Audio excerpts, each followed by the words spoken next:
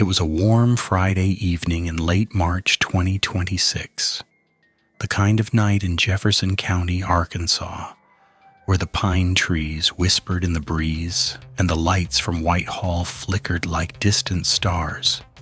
For 56-year-old Donna Holder, life had settled into a comfortable rhythm after years of hard work and quiet resilience. She was a mother first and foremost, the kind of woman who lit up a room with her laugh and her steady hands. By day, she was a skilled hairdresser, transforming clients' looks and moods in a small salon tucked near the edge of town. Her chair was a confessional of sorts.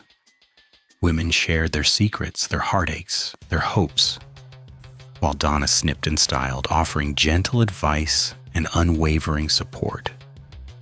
She had raised her daughter through the tough years, always putting family above everything else. But behind the smiles and the perfectly coiffed hair, there were shadows in Donna's life that only a few close friends dared to name. That Friday, March 27th, 2026, Donna had plans that felt like a much-needed break. She'd spent the afternoon at the salon, chatting with regulars about spring styles and weekend getaways. Her long-term boyfriend, Scotty Glover, 56 as well, had been quiet that morning. Nothing unusual, she told herself. Their 15-year relationship had its ups and downs, like any couple who had built a life together in the modest home on Sassafras Trail. But tonight, Donna was stepping out with her closest friend, a woman who had known her since their kids were small.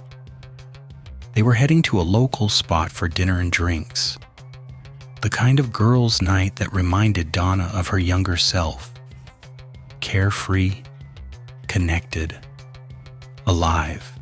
As the sun dipped low over the Arkansas countryside, Donna slipped into her favorite blouse, the one that made her feel put together and confident. She kissed Scotty goodbye at the door, promising she wouldn't be too late. "Just catching up," she said with a smile. He nodded, but his eyes lingered a beat too long. Friends would later recall how Donna sometimes mentioned those little moments, the way Scotty's mood could shift without warning, the subtle questions about where she was going and who she'd be with. But on this night, she pushed those thoughts aside. She deserved this time. The drive to meet her friend was filled with laughter already, the radio playing old country tunes they both loved. Over plates of comfort food and glasses of sweet tea, turning into something stronger. They talked about everything and nothing.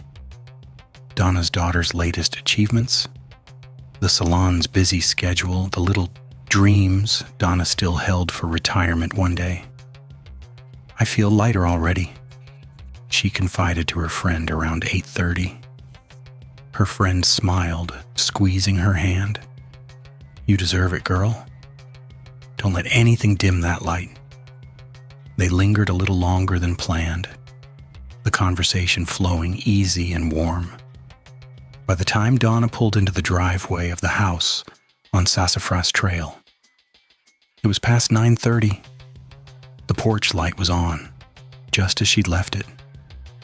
She gathered her purse, humming softly to herself, already thinking about slipping into bed and replaying the night stories in her mind. The house was quiet at first. Too quiet. Scotty was waiting inside, the television murmuring in the background. And what started as a simple, "How was your night?" quickly thickened with tension. He wanted details, who was there, what they talked about, why she stayed out so long.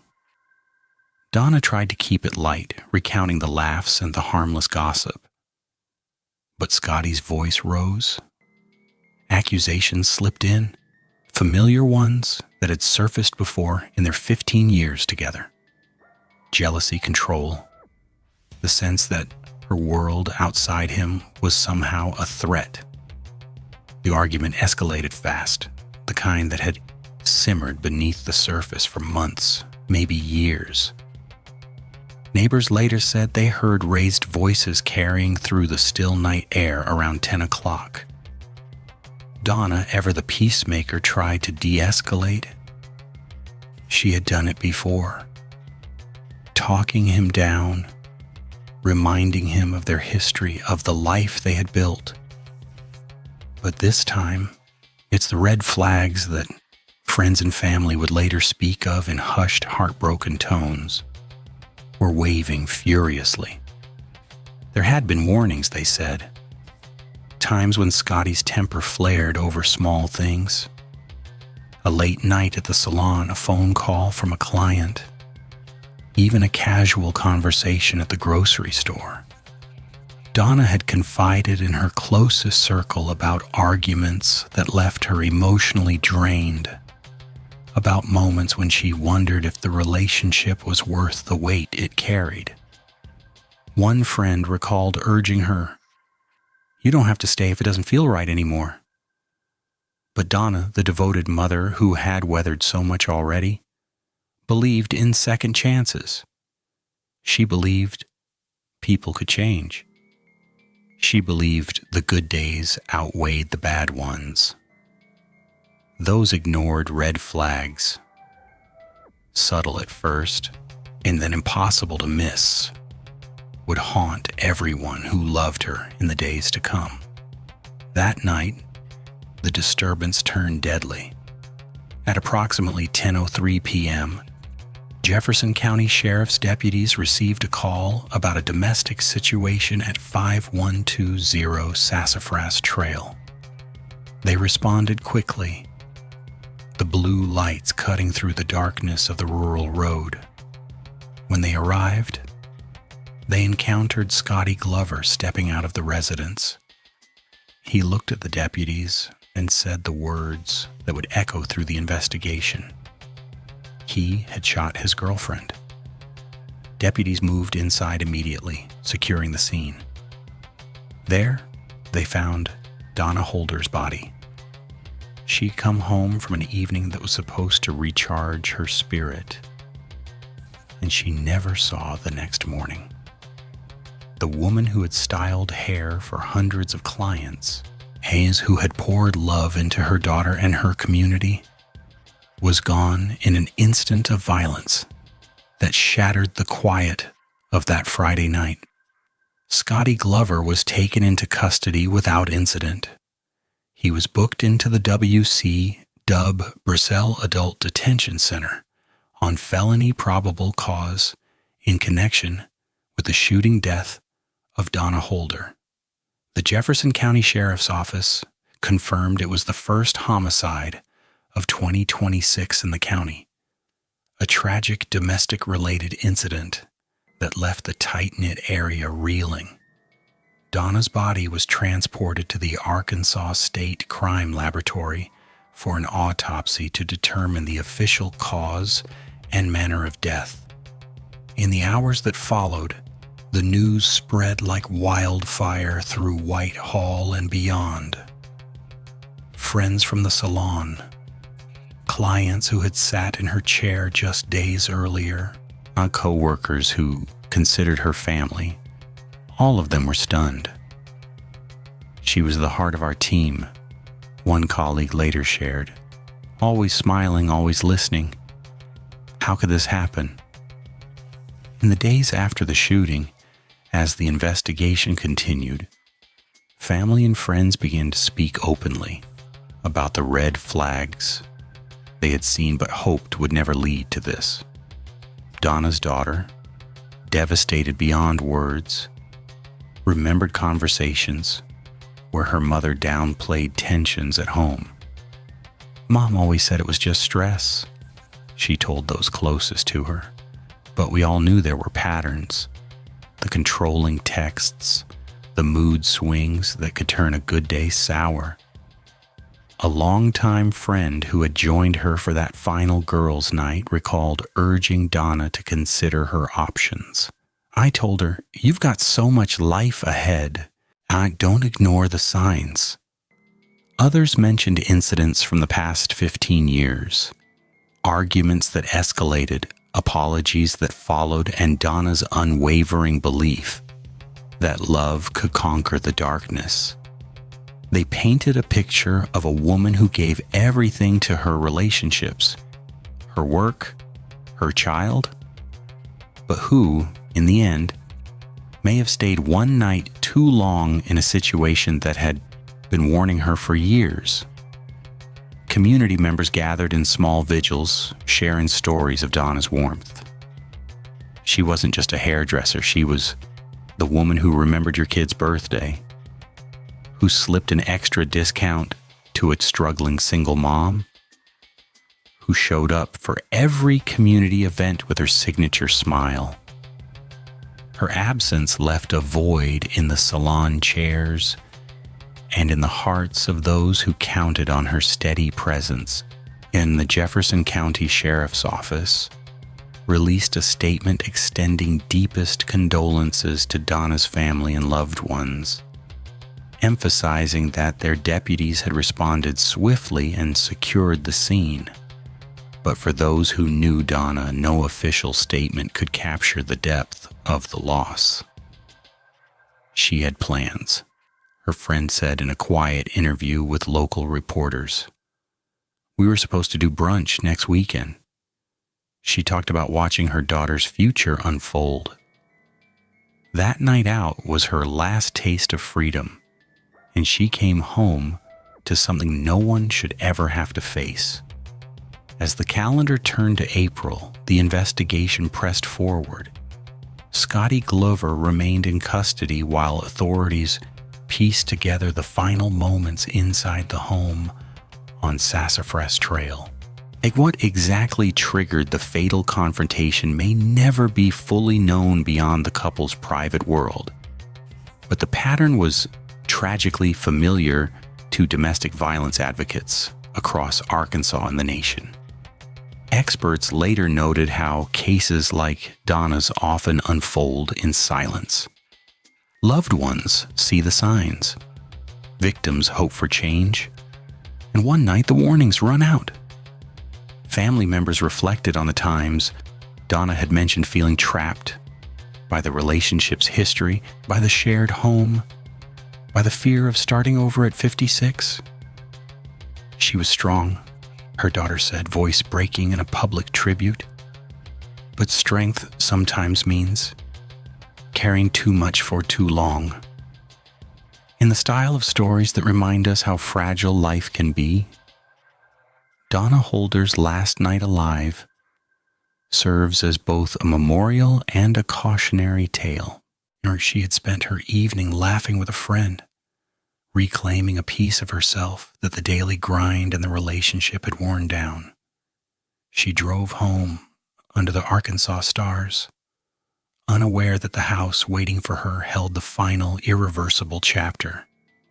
The red flags, those subtle shifts in tone, the possessiveness that friends had whispered about, the arguments that escalated over nothing, were there, as they so often are in relationships that end in tragedy. Family and friends now carry the weight of hindsight, wishing they had pushed harder, spoken louder, or offered a safer place to land.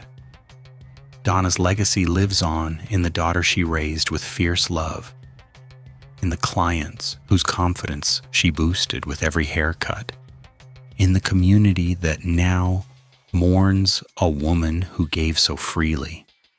Her story is one of a life cut short, not by accident, but by a moment of domestic rage that stole her future. In the quiet streets of Jefferson County, where Sassafras Trail winds through familiar neighborhoods, residents pause a little longer when they pass the house at 5120.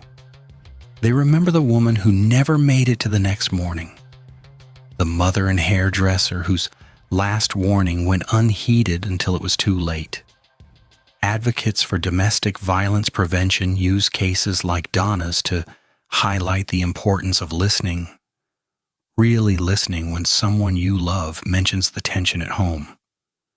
Resources exist for those feeling trapped, for friends who spot the red flags, for families who fear the worst. Donna Holder's final hours were filled with the ordinary joys of friendship and the quiet dread of returning to uncertainty.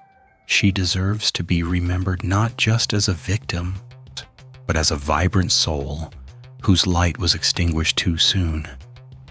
In the end, her story whispers a painful truth. Sometimes the last night alive looks just like any other night, until it isn't. And the warnings, if ignored, become the final chapter no one wants to read. The pain ripples outward still. Salon owners in the area have shared stories of clients canceling appointments, too grief-stricken to sit in a chair where Donna once worked her magic. Her daughter has become a quiet voice for change, speaking at local events about recognizing the signs before they turn fatal. Friends who shared that last meal with her replay the evening in their minds, wondering if a few more minutes, a different conversation, could have altered the outcome. Scotty Glover faces the legal system, charged in connection with the death that has left an entire county asking why. The Arkansas State Crime Laboratory's findings will provide technical answers, but the human ones, the love, the fear, the hope that kept Donna in that relationship, remain etched in the hearts of those who knew her best. As weeks pass since that Friday in March, the community of Whitehall rallies in small ways. Fundraisers for Donna's family, memorial flowers placed along the roadside, conversations at grocery stores that now include discussions about safety and support. It is the way small towns heal, together, through shared sorrow and determination, not to let another story end the same way. Donna Holder was 56 years old, a mother whose love knew no bounds, a hairdresser whose touch made people feel seen and beautiful. On her last night alive, she chose connection over isolation, laughter over silence. She came home believing tomorrow would come. For all of us left behind, her memory demands that we pay attention to the warnings, that we speak up when silence feels safer, that we honor her by refusing to look away.